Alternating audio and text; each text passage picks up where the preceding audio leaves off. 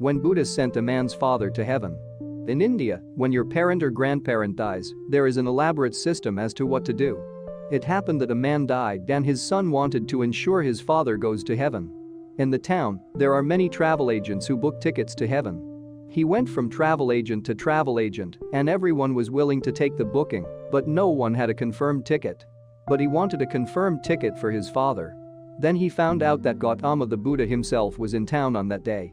An enlightened being means that he has a hotline with God. If he himself recommends your father goes straight into heaven without being stopped at the gates. So he went looking for him. Gautama was sitting under a tree in front of a huge lake outside the town. He went and fell at his feet and held onto his feet like an alligator and said, "My father was a good man and he passed away. I want you to make sure that he goes to heaven. He must go up, not down." Before Gautama could open his mouth, he said, "You should not say no.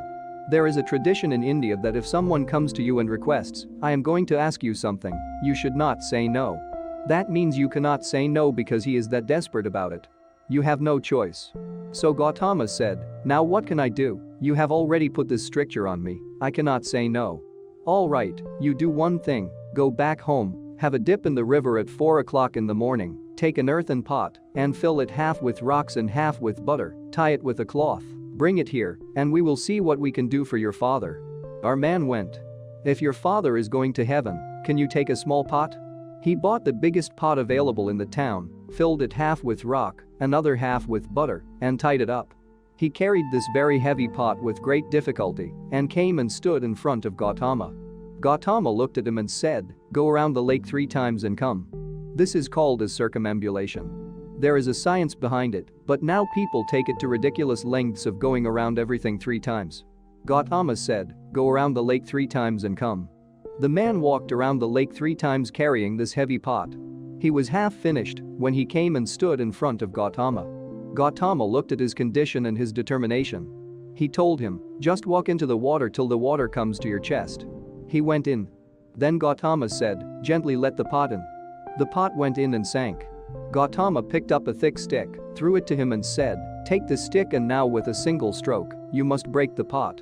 The pot was under the water and the man was tired. Breaking this with a single stroke is a difficult task. "But your father is going to heaven, can you give up?" He stood there and got ready. The man thought of all the gods that he knew and held his breath. Then Gautama said, "If you break it in one single stroke, the stones will come and float on the surface, the butter will sink. Then your father has made it." In one hefty stroke, the pot broke and the butter came up. He looked at this sacrilege, butter came up, now what to do? He looked at Gautama. Gautama said, "He did not make it." Butter came up when stones were supposed to come up, and the man felt totally disappointed and dejected. Then he turned around and started walking back.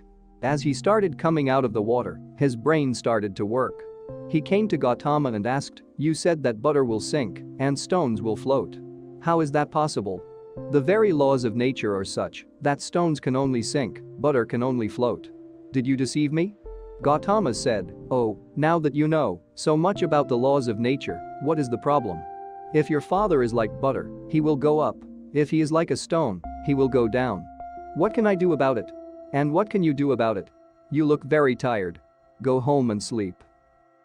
This is Monk Motivation wishing you a great life, be different, be better.